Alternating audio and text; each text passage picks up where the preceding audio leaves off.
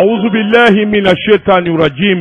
بسم الله الرحمن الرحيم. الحمد لله رب العالمين. الرحمن الرحيم. مالك يوم الدين. إياك نعبد وإياك نستعين. اهدنا الصراط المستقيم. صراط الذين أنعمت عليهم. الخير المغفور. أي عليه. يقول جلا ولا الضالين. من اللي تسيك بمسا بته. اللهم صل على سيدنا محمد عبده ورسوله. يوني سيدك ربي جمعه بيه الله رحمة الدنيا على باتو أني على نيني يكاد أبيك جنيه دونغو دو والله يوني سيدونغا جمعه الدنيا على وكر دو كرنجرنيني دو سباتيلي دو مينا كدي سبحانه وتعالى يوني سيدو ملكه جنيه وردانه هرمدي مين يرا مين ماي يوني سيدا أمبلا جلي درا فنجلينغا ما كعلى دو كعلى باتو ka ala nyini joni sedu min ye sun ani sali joni sedu ka do ala nyini jaga boli kata maga na sebiye ni fedama do de gelera joni sedu ikado ambuna hanama donka durudo sigay ne madafi yo ngoni fedama do wallahi ya fodre joni sedu anga sun anga sali anga ala nyini anga ala deli joni sedu ka do no ba on yere de kan chapor way na imam ja ni shuna wala may salla ate fembo alaka alayala ate fembo alaka alayala wuli bali karamogo ne te matini vanye kolo yoro be joni sedu na ija ite tura bela abe munja alaye koy ala ko anga shu anga sali nga ala mafo alera ala bishun wala ma ale ala bisali uti sema bura kono ala tishu ati seli ay ala sama mbay ne karamogo fo bo yefi ko ala bishu juni ya bisali juni allah kibaru bele wuli baldo de gay joni dedu anga subhanahu wa ta'ala do anga nyini joni soni ka do anga ala nyini nanya ala nyini ambe ala soro nanya ala deli ale de hina matai joni sedu wallahi nanya ala deli ala bison aba nyina ala fe ala mi ni kul faya kul do ala mi na le de sem matai wuli matai mi dam mata ami jamana mi namba ko na to de ko mali ami joni soni ka do setanyi jabal tanyi tayoro tana jamana wore ta ami ala kani jamana gishi ami mini min baraka an ga jamana jagara ala ka do anace ami ne ala do na anace joni so de ka do ma minu nyeshire mbama ala ku halaki chabba ma minu ngele me ka ko juta ka ngo jamana segere ya rabbi ala ku tachi ala ku halaki anga yasini kala ku nyuguka joni sedu ne bekla kana nyina za sarakati fo atim Allah ngara mo ko doy mwele kabo États-Unis Johnny Vado comme misi biwolo flani kele ndura biwolo flani kele mi ni ya poya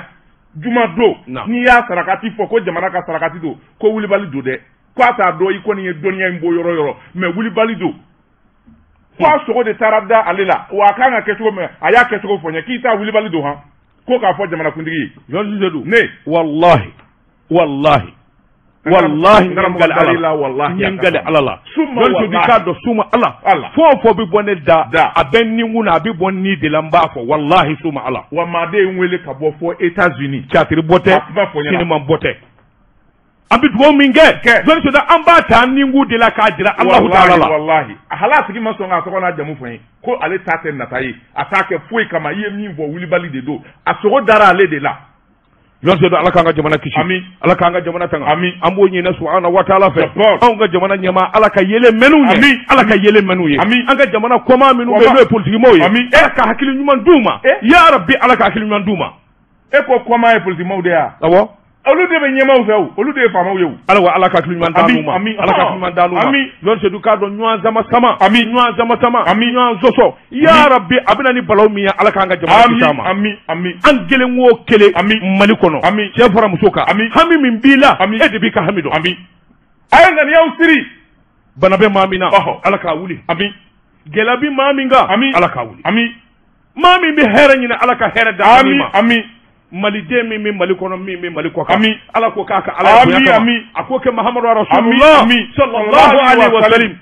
karamogo do ke mineli ka panguna mineli jugale do ziza do kanye mawo mabala yon se bi ka do mineni e dakanye o ye tiɲɛ kaso ye daka ye o ye tiɲɛ ni ala ye kaso da i bɔgɔ la jɔnni so de o su kelen bi t'o si kaso kɔnɔ o bi kɛ ami n'a sɔrɔla ala kelen bɛ k'o da bɔgɔ la ami an b'a ɲini ala ta ala k'o ta ka bɔ an bɔgɔ la ami amina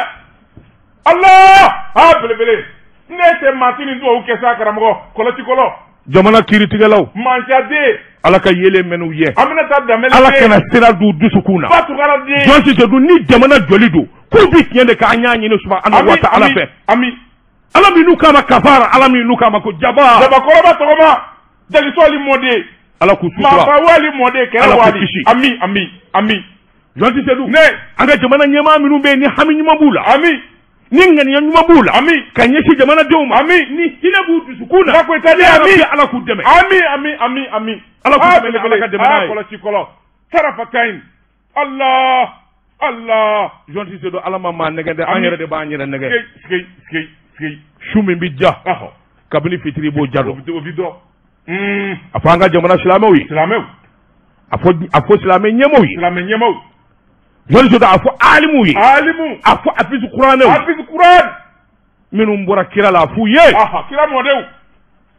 jɔnni so k'a dɔn jamana kanu ka wuli ka jɔ kɛ jamana ye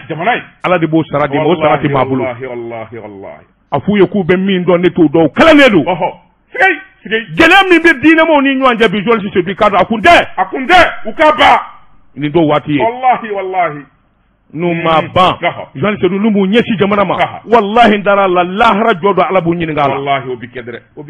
a se b'u ye ka jamana in bɔ dingɛ kɔnɔ a kilisi b'u da ka jamana in bɔ dingɛ kɔnɔ a wurudi b'u bolo ka jamana in bɔ dingɛ kɔnɔ si tɛ kunna jangi kuma si ka tiɲɛ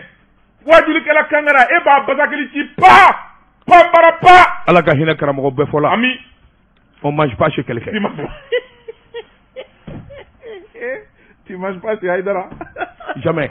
et tu manges pas chez Mbouye jamais tu manges pas chez Mamoud Digo jamais tu manges pas chez Tamani jamais wallahi dɔɔni si to ka di jelidenw ma n bi sɔn nka n tɛ dumuni kɛ maa ka so jɔn ne ye ɲamakala min ye n dusu jɛlen don sabula n yɛrɛ bɛ dɔɔnin kɛ wallahi n tɛ sira waritigi ɲɛ n tɛ sira karamɔgɔ ɲɛ n tɛ sira alimu ɲɛ n tɛ sira waliju ɲɛ sabula n tɛ don i gasi la n tɛ nkalon da i la wallahi i bɔra cɛ min na jeli cɛmɔgɔ a ma deli ka sira o a ma nata jɔn n tɛ sira e t'a banna k'a ka ngɔni fɔ o waritigi ba in ye o ngɔni i da ka di kojugu an ka jigin an tɛgɛ kɔrɔta sanfɛ awuzu bilahi k'i fa nka nata kunda la non k'a banna ka ngɔni de fɔ o to yen o don o ye waritigi ye segu bɛɛ bi kula a nɔfɛ k'a ko a tɛ ngɔni fɔ a ye a taara ngɔni sɛnɛ so kɔnɔ ye yanni sedu i b'a dɔn ko yɔrɔ min fɔ ne fa jeli cɛmɔgɔ i k'a dɔn a taara lahara i k'a dɔn a sara don min yanni sedu i k'a dɔn ngɔni fila de tun b'a bolo ngɔni kelen bɛ fɔ jatigi tɔw ye ngɔni kelen bɛ u ti fɔ maa si ni salandaw tɛ juwaramɛkɛ yɛrɛ taara lahara ngɔni bɛ dɛ ngɔni in bɛ salandaw ka salon kɔnɔ a tɛmɛnen don hali sini salandaw denkɛ fɔlɔ ye seba ye n y'a fɔ seba n'a dɔgɔninw ye ne fa kɔni sara a fa sara a fa tun bɛ ngɔni kan mɛn aw yɛrɛ tɛ ngɔni kan mɛn ne fa tun bɛ ngɔni fɔ ne yɛrɛ tɛ se ngɔni fɔ la ngɔni in sɛbɛn ne don yanni bubaw k'a dun n bɛ n fa ka ngɔni feere aw ma ni min bɛ se k'a san ngɔni o san ka ko a ba kelen min ngɔni dilan o e m'a faamu ngɔni dɔwɛrɛ tɛ bakolo ni juru kɔ i y'a ye wa i y'a ye i tɛ ko dɔn أعوذ بالله من الشيطان الرجيم بسم الله الرحمن الرحيم الحمد لله رب العالمين اللهم صل على سيدنا محمد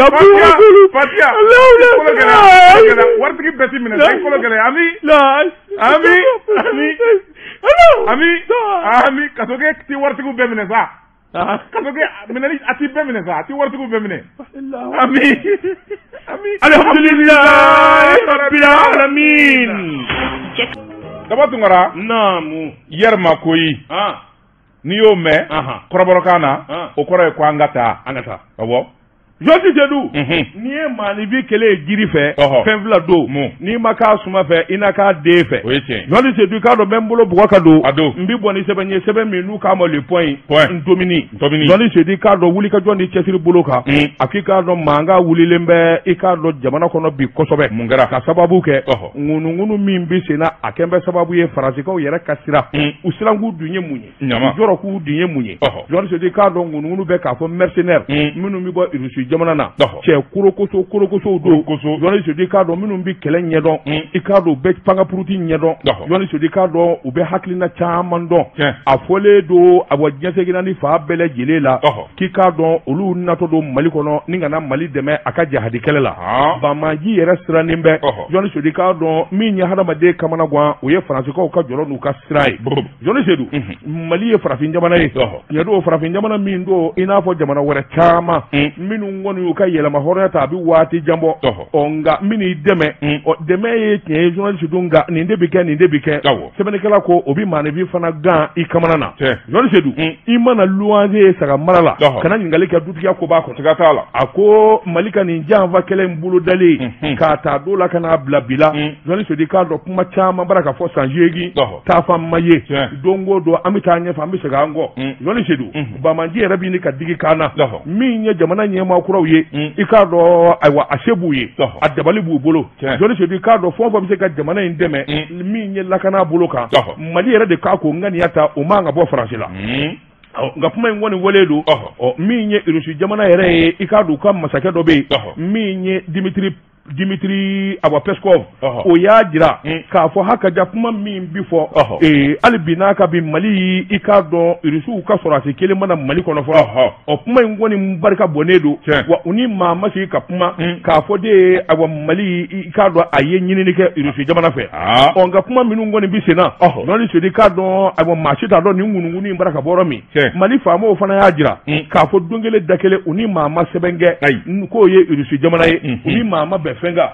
kuma in dun bɔlen don yɔrɔ jumɛn Faransi kɔni ka kuma in mɛn Jɔsi Jedu k'a dɔn kelen bɛ ka kuma in yanga k'a kɛ mankanba ye nin di ɲɛ Rusi jamana mɔgɔw kana anw bɛ mun na yan san 8 anw ka sɔrɔdasiw sara san 8 an bɛ taa ka segin la Jɔsi Jedu k'a dɔn san 8 bɛ taa ka segin la i nɛnɛ don baara min kama i ma se ka fɛn ɲɛ o la i ma se k'o dala sa Jɔsi Jedu n'a fɔra ko maa wɛrɛ bi wele min bɛ se kɛlɛ la min bɛ ko ɲɛdɔn e dun ka girin ani ka dimi kun ye jumɛn ye sɛbɛnnikɛla ko fɛn dɔ bɛ nin kɔnɔ dɛ o tuma min ye wulikajɔ ye min ye Mali faamaw ye u kan ka wulikajɔ de boloda k'a jira k'a fɔ Mali ye anw de ta ye min ka d'an ye se min b'an ye maa min ka d'an ye an b'o de wele o ka n'an dɛmɛ nin kun ye sɛbɛn ye a ɲɛ min salo ka bɔ le point kɔnɔ a ka bi bɔli la Tabatubara ne bin tigɛ don ne kɔni sɛbɛn ye an ko min ma aujourd'hui bi Fasiriba n'o ye Alu Badara Aidara ye nin y'a ka sɛbɛn ye Alu Badara Aidara ko dɛgɛ sisi bi bɔ karatɔ da i bɔra k'i damaga Rusikaw nali min na an ka jamana kɔrɔ n'a kɛlen bɛ gɛlɛya ye Faransi jamana ma gɛlɛya in kɔni a dangɛnɛmayara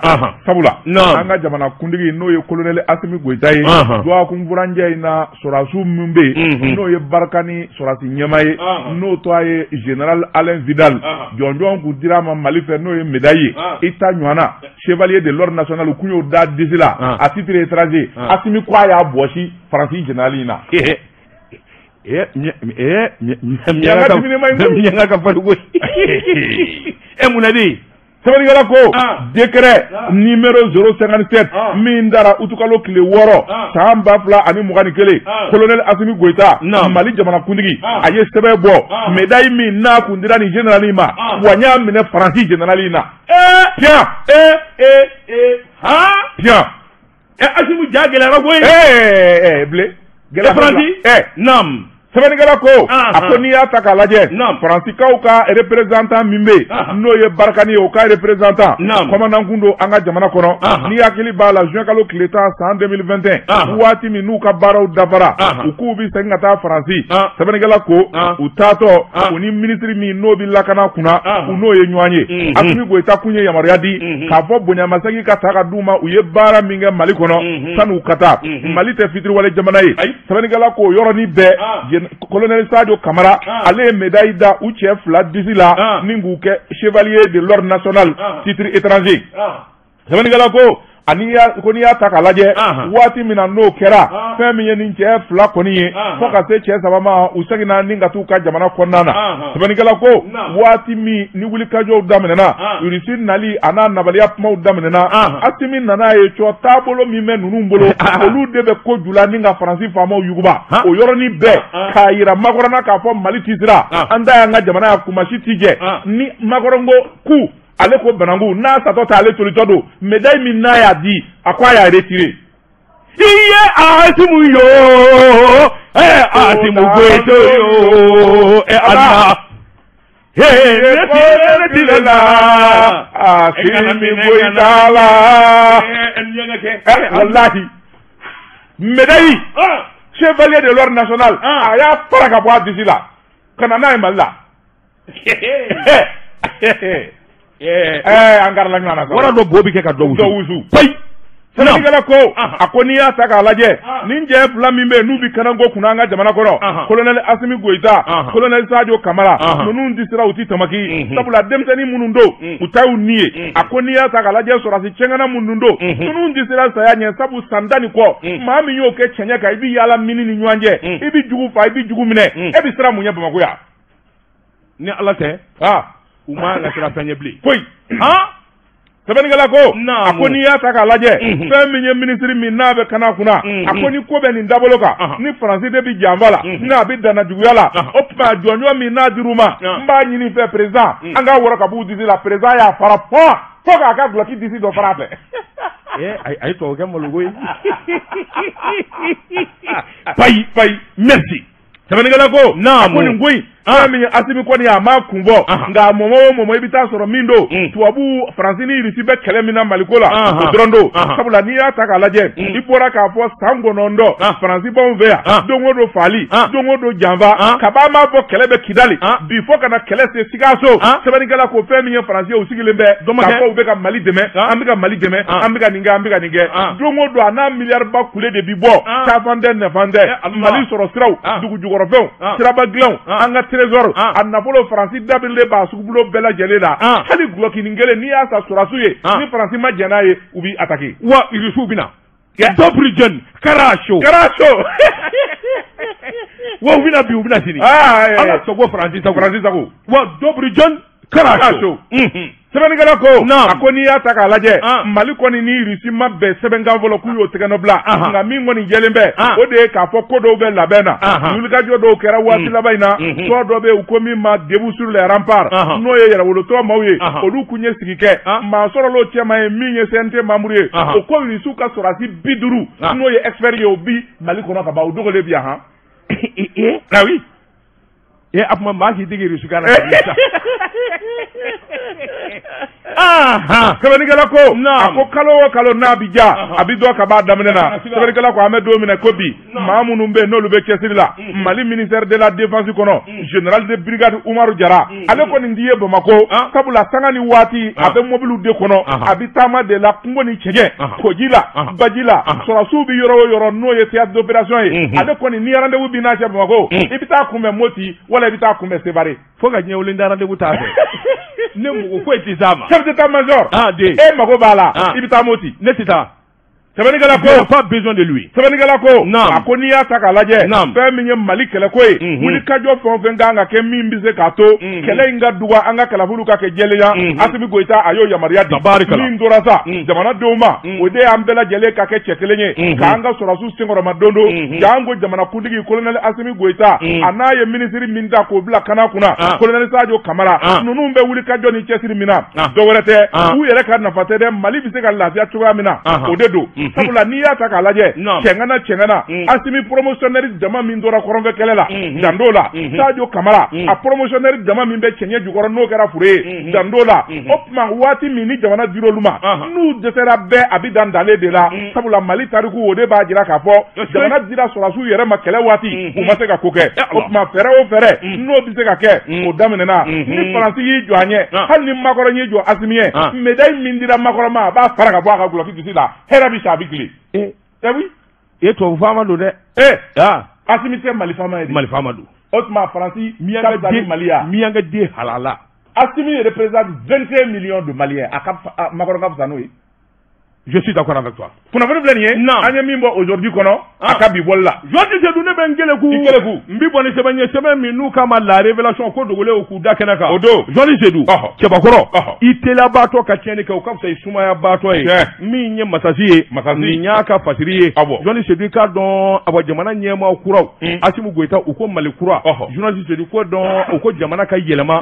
Jamana yɛlɛmani fana ti ɲɛ. F'u k'u senkɔrɔla an'u bolokɔrɔla lajɛ. Jɔnti Seydou i k'a dɔn ŋanamu o de kɛra sababu ye ka Mali yɛrɛ daji bɛɛ ko Mali kura. Jɔnti Seydou k'a dɔn Mali kura tɛ taa bilen fo yɛlɛma kura de ka kɛ hakilina kura ka don jamanadenw na ŋanamu ni bɔsindigi la u bɛ se ka dabila kɔsɛbɛ in na e bɛ se ka nin faamu cogo di. Jɔnti Seydou k'a dɔn awa minisiriso min n'a bɛ kala kunna o kun ye tabale gosi ka sugubulon dɔ da. Jɔnti Seydou k'a dɔn awa mɔɔw y'u kanbɔ sɛbɛnnikɛla ko sugubulon ma deli ka balan jango min ye kalanko ye kalan sɛbɛnfuraw ani kayew o ti balan graphique industrie ni maa cɛ. Jɔnti Seydou nka i k'a dɔn seyi mɔɔw kamana ganna hadamaden dabali banna sabula min ye san 40 ye graphique industrie bi kaye dilan Jɔnti Seydou k'a dɔn an dafɛ jamana in bɛɛ lajɛlen bɛna kaye de san Mali kɔnɔ ka taa d'u ka kalandenw ma. Jɔnti Seydou kaye in da ka di a sɛbɛnni tiɲɛku cogo ka ɲi a dilan cogo ka ɲi. Jɔnti Seydou k'a dɔn Allah i filɛ ka hakili jigin table banw na k'i sigi baa kan graphique industrie kaye ninnu topulin voilà ni ala cɛ n'i ye bigi d'a kan k'a tinɛku a sɛbɛnni ka di. Wa marché public u y'a bɔsi graphique industrie la. Jɔnti Seydou k'a dɔn chinois dɔ bɛna ni chinois kaye.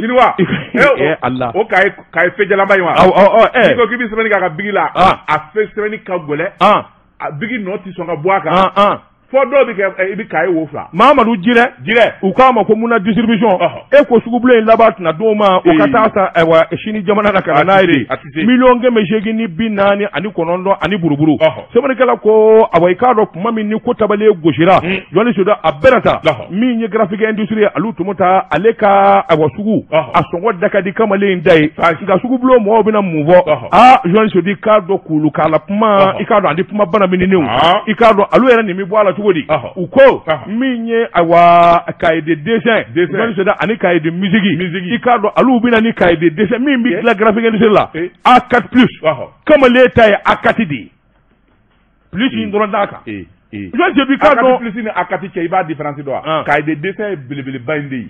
min n'i ye dessin k'a ka cɛ ka ɲi sa bon A4 plus ye fitinin de ye fitininin. Jɔnti Seydou san 40 maa min bɛ baara kɛ jamana kɔnɔ maa 1000 ni kɔ bɛ baara kɛ graphique industrie la Jɔnti Seydou k'a dɔn a sugubulon maaw n'o ye marché public ye u ma sɔn u ye ko in golo k'a la k'a bɛɛ lajɛlen bɔsi ka taa di n k'i ɲininka Mahamadu Jirɛ ma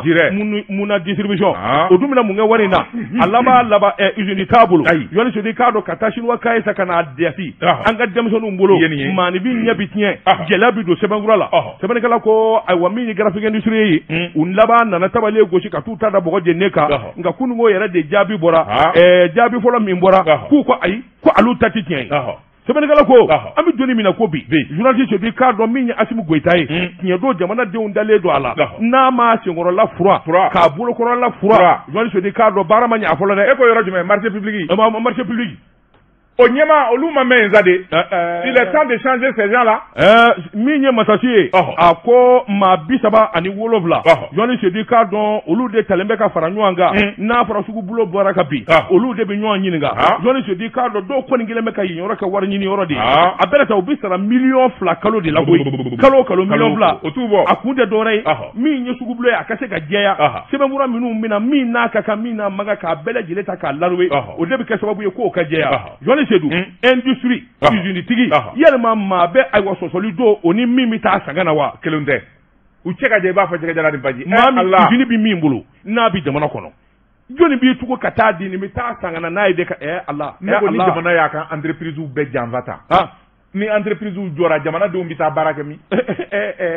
an tɛ aventure la nin kun ye sɛbɛn ye an ye min zalo ka bɔ révélation kɔnɔ a ka bi bɔli la Tabatuma ne bi n tɛgɛ don kɔni sɛbɛn ye an ko min ma le moniteur Basiriba n'o ye Adama Kulubali ye nin y'a ka sɛbɛn ye Adama ko ɲɔkɛnɛ to dundaraw ka di nka kɔ b'a la nafoloba kule min n'o suyɛna fond Covid 19 fɛn min ye chambre de commerce et d'industrie ye a to a fɔlen bɛ k'a fɔ miliyari 10 o kun bilar'u ka bolo kan fɛn min ye masque miliyɔn 20 ye k'u k'o sa IBK ka un malien un masque a sugubulon de dira chambre de commerce et d'industrie ma k'u k'a baara bɛɛ lajɛlen waleya sɛbɛnnikɛla ko verificateur vérificateur nana kana laraweli kɛ ne ka sɛbɛn bɔ ka bi u ko sariya sɔsɔra nafolo caman bɛ minnu kun ye jamana ka tɔnɔ ye a bɛɛ lajɛlen ɲamatununa sɛbɛnnikɛla ko a ko n'i y'a ta ka lajɛ waati min ni coronavirus donna an ka jamana kɔnɔ jamanakuntigi kɔrɔ n'o ye Ibrahim Boubacar Keita ye ani gouvernement ko walasa ka coronavirus kunbɛn fɛliyala tɛgɛkolaw gasa fɛn min ye nun datugulanw ye o kasa nin gasa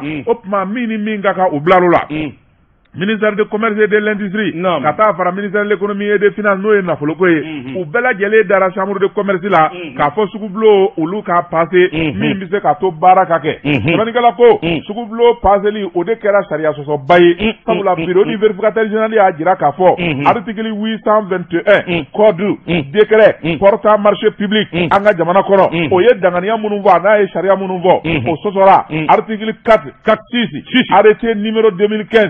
372 ministère de l'économie et des finances o ye hakilina minnu fɔ olu fana sɔsɔra sɛbɛnnikɛla ko sariya sɔsɔ ka ɲɛsin miliyari 10 ani miliyɔn 900 ani kɔ a n'a kunkanfɛ mun sɛbɛnnikɛla ko a ko chambre de commerce président Youssou Bathily a tɔgɔ b'i da kɔnɔ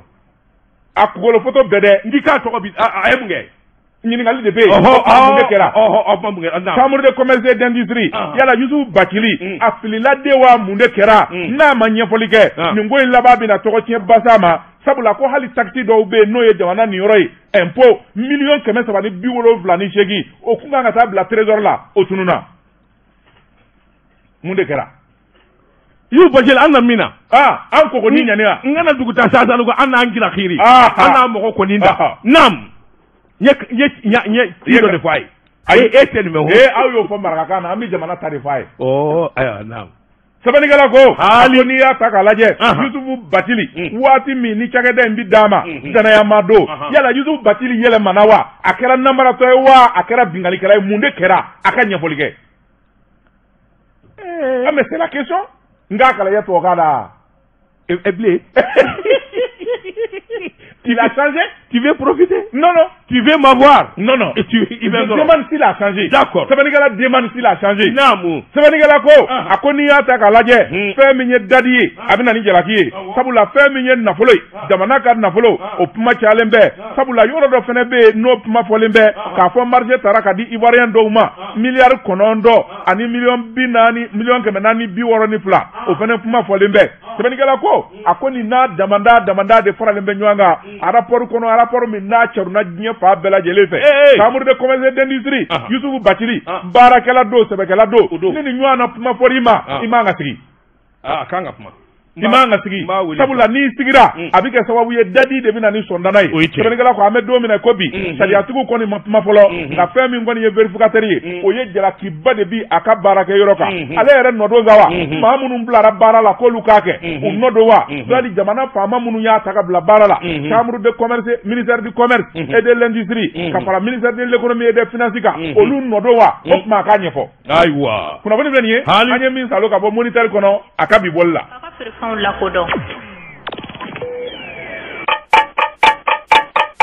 nɛgɛ kanɲɛ 12 sera Bamako k'a fɔ jiginɛw ka bonyamasegi bɛ aw ye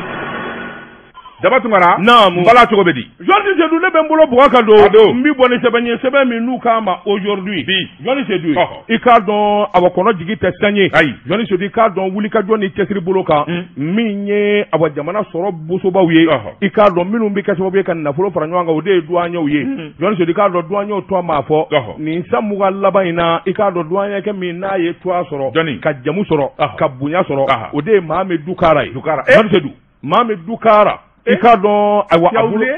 e ko samuga laban in na yayi Mumuni Danbele a ye dɔ kɛ colonel Ablaye Mayiga tu as oublié colonel Ablaye Mayiga o tun bɛ douane na douane tu as oublié Ali Kulubali tora le vieux samuga laban in na i t'a fɔ san 5 laban in na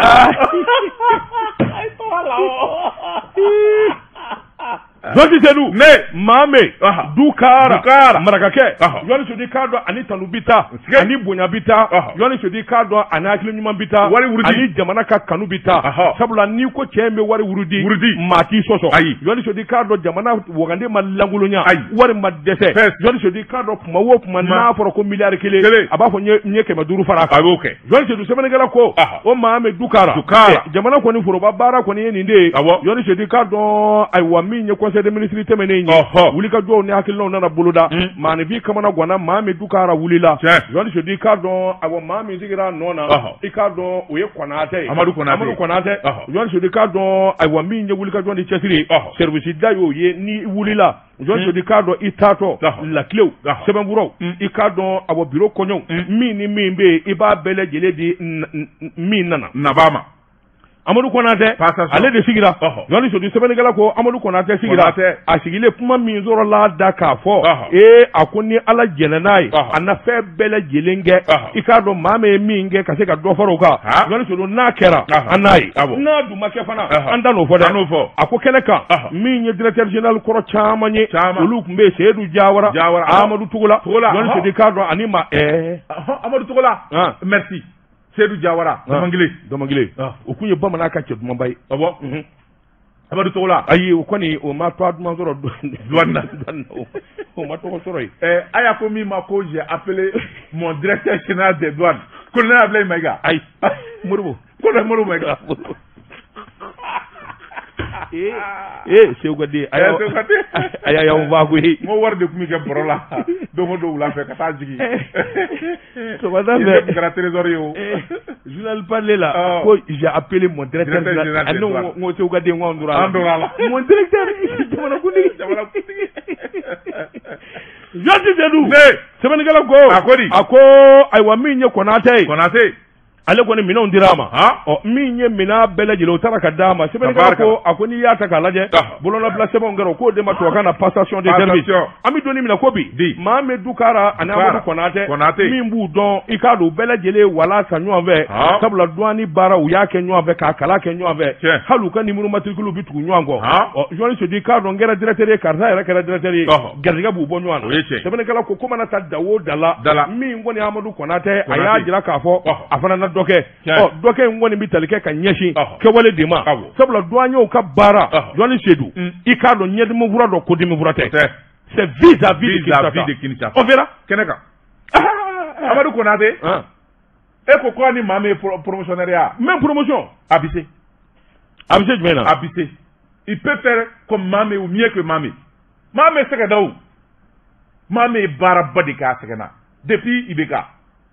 C'est un gros travailleur, infatigable. Il n'a qu'à aller se reposer. Ou comme médaille d'ici là, Kasreda tient bon dama, ou le câble la barakura là. Jamana Jolado. Allah, l'agmati même bien. Ne kondado madibi makoro ne tablo madele do Allah efma bi makoro za ne abede magakanena ne madele gaye ndado efma bi makoro de angono pale do tebe ala mana mi anga tezara premier bi kanya do tumani tore ATT o ye hakila mezigi singa ka sojwa ka ba ka di moma Joni Sedi Kado wasa awa bele jere ka se ki demata so so ango ma ko ATT bugu ATT bugu jola de Joni bugu go sanjole note sanwo sa wele akoni yekota ka laje OMH ale de jole do ni mbaraim Joni Sedi Kado kabini san 2018 nyama mata OMH la Joni Sedi Kado sheraka nyaka nderiye ni nyenga maye Joni Sedi Kado o damanda de kera sababu ka OMH risigi ase zabaro kono ngami ke wale minu ngera kono kateme ni yo luta ku laje Joni Sedi abi manibi kamana ga foka tote OMH Joni Sedi Kado abo so joli semeni kala ko ni yata ka laje abo logements sociaux o de ATT Buguso ye an bɛ donni min na ko bi maa min bɛ OMH directeur la o de Seku Damba ye Seku Demba journaliste du cadre Seku Demba i ka dɔn expert comptable do a tɛ so jɔ ko dɔn journaliste du cadre awa a dilanu n'a baaraw a t'o dɔn journaliste du cadre awa kɔni kɛ bɛ salo de i ka dɔn awa n bolo ma bɛn min ma n k'a kɛ ten journaliste du jango awa n to a kana fɔ fɔla sɛbɛnnikɛla ko ni baara dan'o ma foroba baara mana da o ma journaliste du cadre a ko tiɲɛna a ko wulikajɔ bolo kan sɛgɛsɛgɛliw y'a jira k'a fɔ OMH sigi furadama sen kan directeur général min y'a tɔgɔ to yen n'a ye wulikajɔ kɛ o de ye Modibo Janka ye Modibo Janka yɛrɛ bɛ min de ye sɛbɛnnikɛla ko le meilleur directeur général d'OMH a bɛ min journaliste du cadre maa si t'a yɔrɔ dɔn bilen sɛbɛnnikɛla ko awa a bɛrɛta a dun balolen don journaliste du cadre awa mɔɔw t'a dɔn a bɛ fan min a ka wulikajɔ ni cɛsiri bolo kan a n'a taara cogo min ka kɛ yen yɔrɔ in directeur ye journaliste du b'a ye k'a fɔ hakaja nin de kun y'a kɛ cogo ye Janka OMH la journaliste du cadre wulikajɔ ni cɛsiri bolo kan i k'a dɔn a donna min kama directeur général min bɛ yen Usumani Mayiga o ka wulikajɔ ni ayiwa keleku caman kɛra sabula porokotoliw ni ŋanamu caman kɛra kabini kɔni kɛra o don ministre min kun bɛ a bɔ so kunna o ye Daramani Danbɛlɛ o nana tabale gosi ka wulikajɔ boloda min kɔni ye hakilina caman ye i k'a dɔn o de jɛngɛnna journaliste a ma ɲɛ o kɔ min ye ministre Mohamed Ali Bacili o fana nana Ali Bacili nani journaliste k'a dɔn o nana wulikajɔ boloda ka ɲininkaliw kɛ ne ko nin yɔrɔ bɛ kɛ cogo di nin ko in kɛra cogo di mun man ka bɛ nin yɔrɔ in na nin soko in bɛ cogo di journaliste k'a dɔn o nana bɔ a kalama k'a dɔn k'a fɔ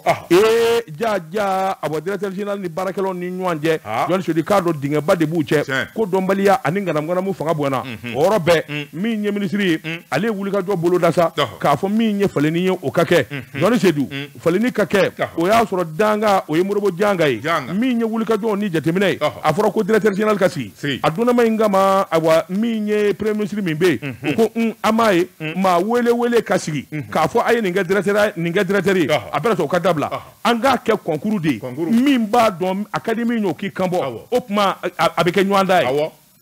o ɲɔgɔndan de kɛra Modibo Janka sina ka bɛɛ da ten u ko nin de n'a ka kan a nacogo filɛ appel à la candidature journaliste du cadre a nacogo filɛ nin ye a ko a donnama in kama a nana waati kunkuru min kɔnɔ a ye wulikajɔ min kɛ journaliste a ye jateminɛ minnu kɛ o y'a sɔrɔ k'a to directeur général adjoint la ale de ye dabali kura tigɛ OMH yɛrɛ i k'a dɔn a kan ka yɛlɛma bolo minnu kɛ wariw kan ka na cogo min na taabolo kan ka kɛ cogo min na journaliste ale de y'o dabaliw bɛɛ lajɛlen tigɛ a ko i k'a dɔn ayiwa Modibo Janka nana nka i k'a dɔn sɛbɛkɛla ani baarakɛla o ko man di maa ye journaliste maa ma jɛlen don maa ma bɛ se baara la i k'a dɔn e kɔni i man d'u ye o u bɛ gun fɔ k'i labɔ u y'a gun k'a gun journaliste k'a dɔn sabula n ti sɔn maa ta ma min ye rédaction mɔgɔ ye u k'u ye ɲininkali de kɛ ka sɛgɛsɛgɛli kɛ u taara sɔrɔ an bɛ don min na ko bi journaliste k'a dɔn OMH sigilen b'a sɛnsɛbara kɔnɔ a bɛrɛ ta nin kadiriba in a dalen bɛ dibi la minnu t'a wele de n ye fɛn dɔ ye Facebook kan OMH ko in na e sɔrɔ ɲɛji bɔra logements sociaux minnu jɔra Banaba ATT taara ka wari tɔni min don o kɛra ka minnu jɔ i bɛ k'a ka fanga daminɛ na u jɔlen bannen bɛ yen courant dɛsɛlen bɛ ka don u la portes ni fɛnw fiɲɛ kɛ bɛ ka portes kari k'u fili jamana ka miliyari d'an b'a la Banaba i kɔrɔ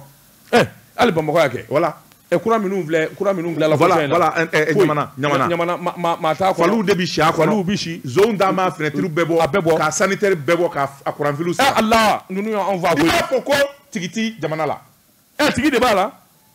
OMH mɔgɔ t'a kunna wa il n'a pas été directeur là-bas o de fɔra i ye o journaliste min b'a dɔn n'o b'a wele min bɛ se n'a ma kalifa o ma a bɛ kɛ nin cogo de la n'o tɛ jaabi tun bɛ OMH directeur la waati min fɛ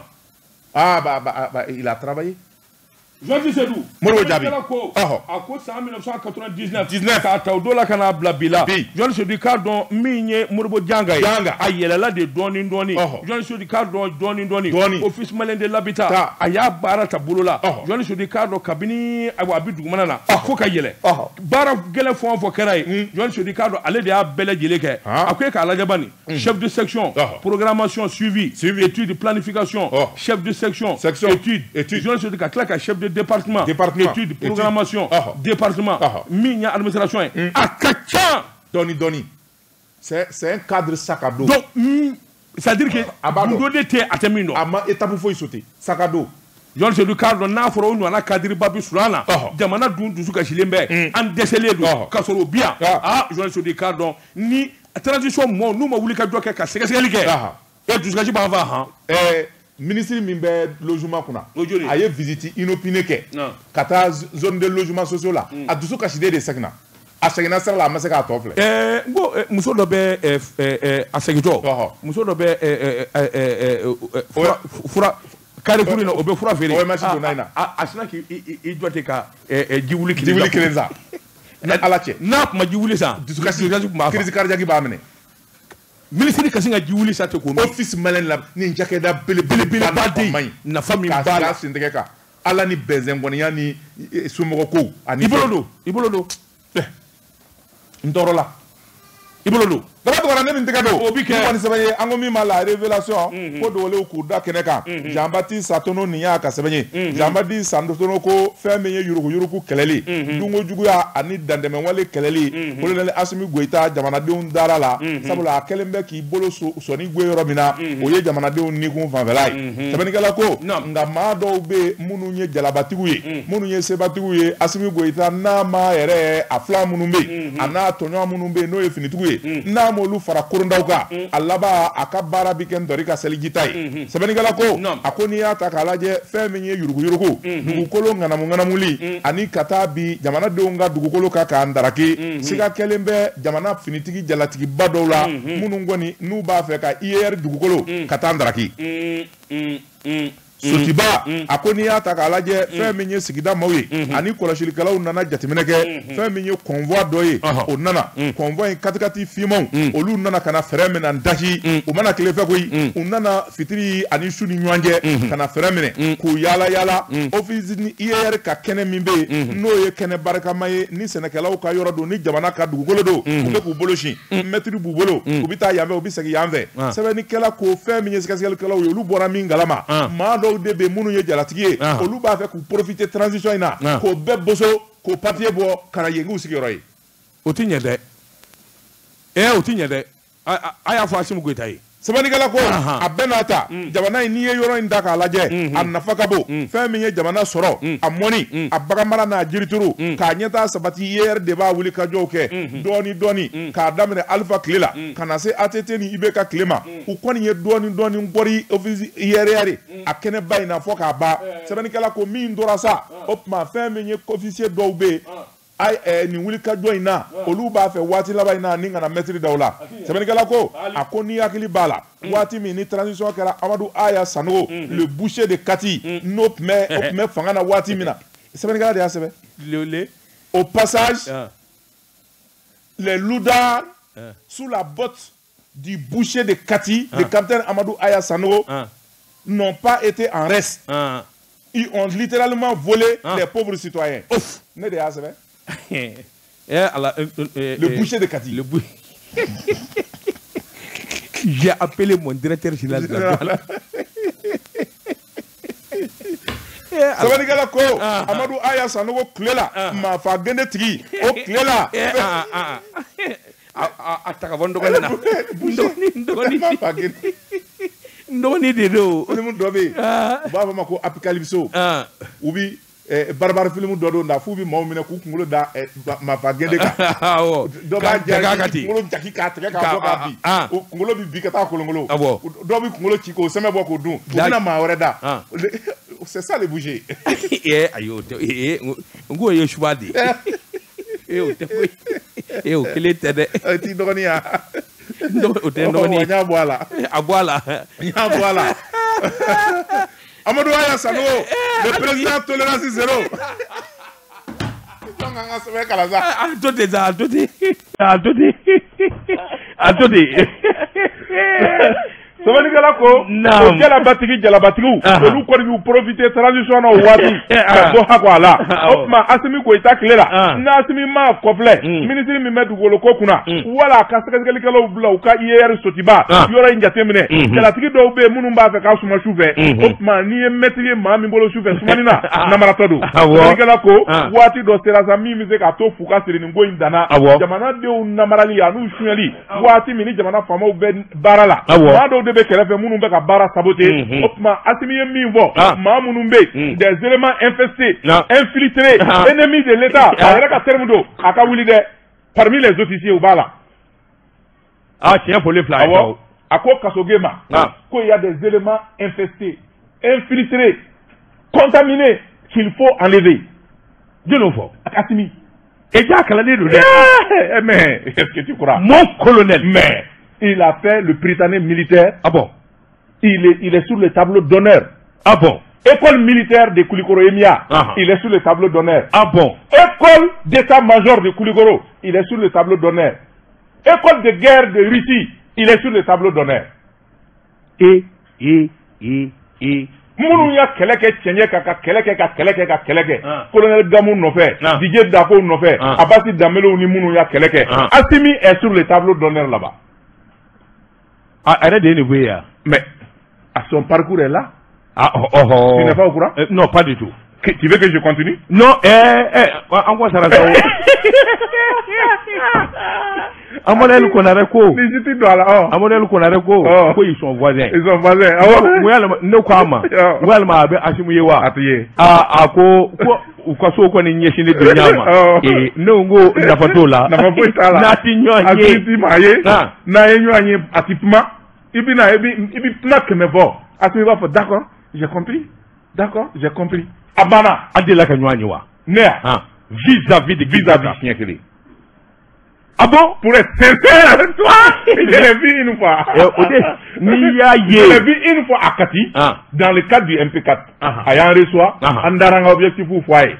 À Kapuma Kourou, Anye Erkele Negetmana, à Kapuma Kourou, Farazi Saba. On dit que Naka Ambafa, Ambafa, et Puma Fefe Mvoye, Farazi Saba. À ma yele, à ma dimi, à ma content, à Bachola quoi. C'est qu'il est zen comme un robot. Ni jenga ko amajane folo ha et puis nyemi njatem na lai il est gaucher kayini dale ba koro abika seveni kana me gaucher na anya ngono fo anya mbebe fo wa mama ye gaucher il est gaucher mama ye gaucher onika gelele bo viere mama ye gaucher na kera marfatila ye atega kadi justement na kera guitare fola ye atega guitare kadi c'est un tireur d'élite mais il faut qu'il tire qu'il soit un tireur d'élite avec l'argent.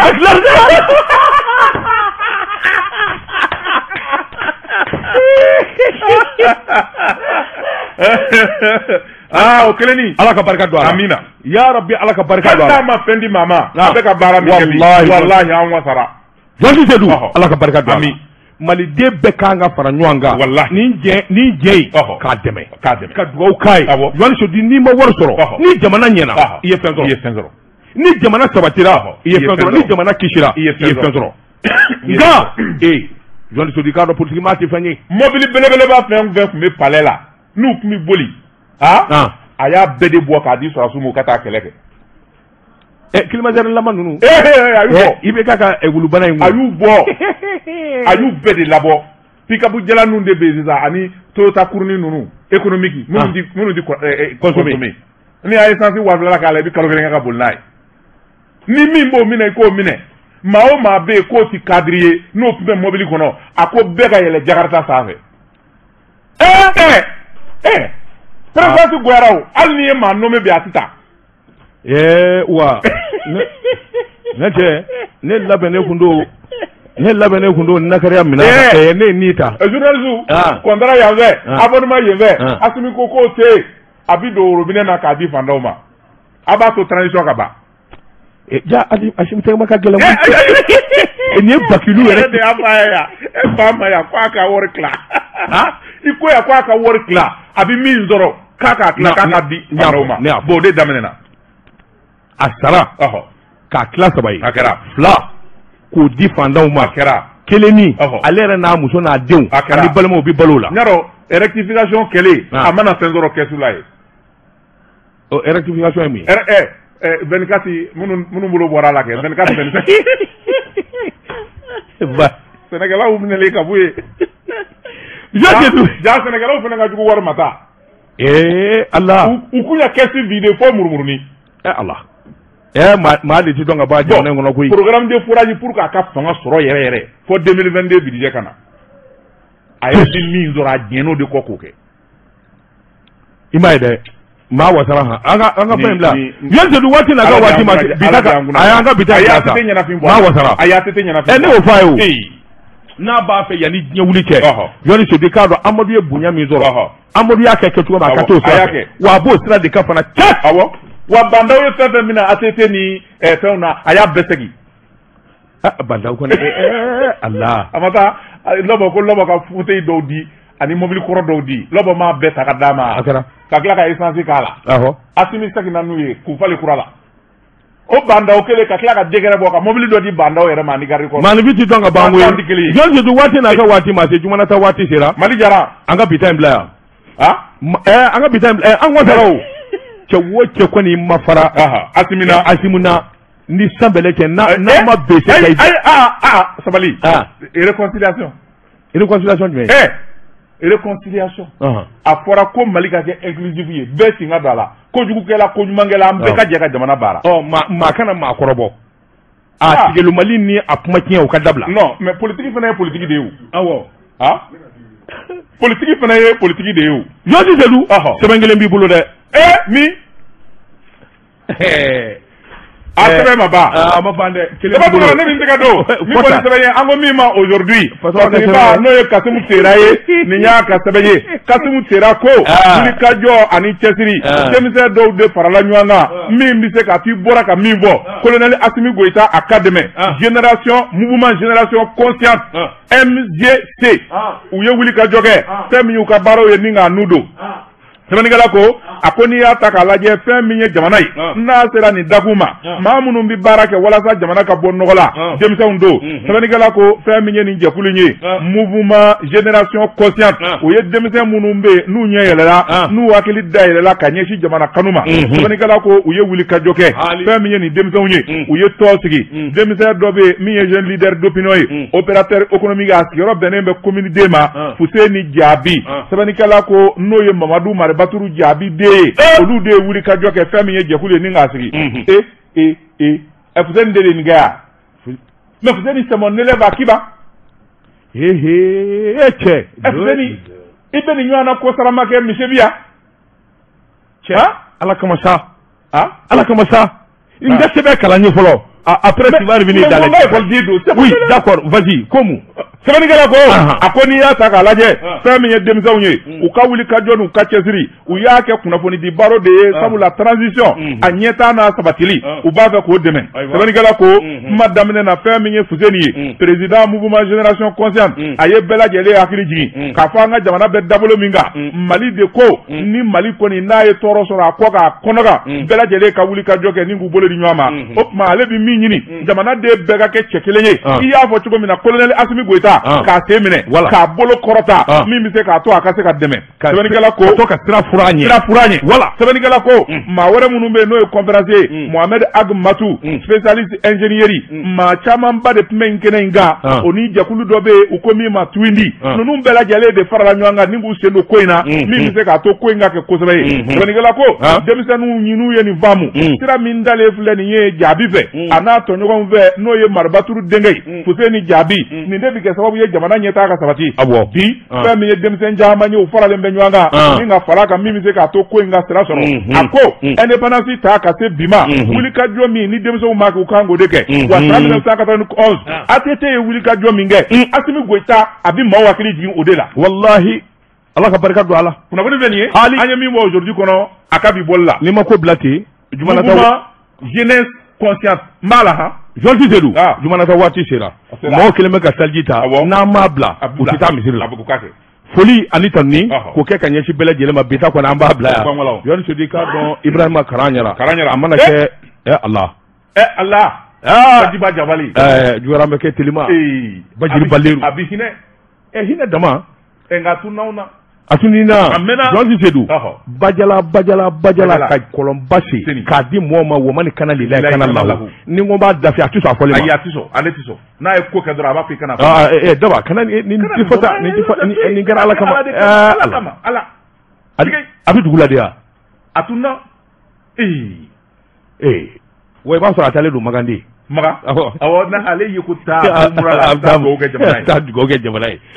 Yanzu di ka do waati dafara Mamudu an b'an kɔ kɛ nakɔ kɔlɔni kɔ ye an balima bɔbɔw ka jɛmukan u bɛ sigi sisan n'olu wulila I k'a dɔn min ye n k'i ɲininka